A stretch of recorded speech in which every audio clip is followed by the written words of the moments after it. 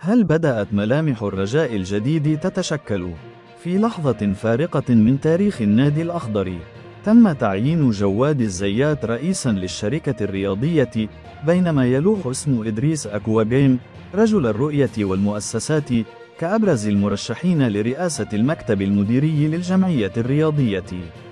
التحول لم يكن عادياً.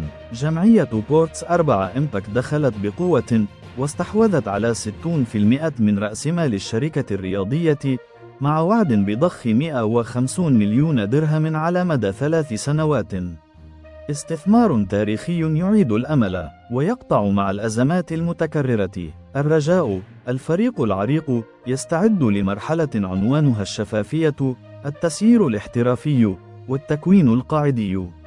ومع دعم واسع من مكونات النادي، الرجاء يتأهب للعودة إلى الواجهة بأسس متينة وحوكمة صارمة. هل نحن أمام ولادة الرجاء الجديد؟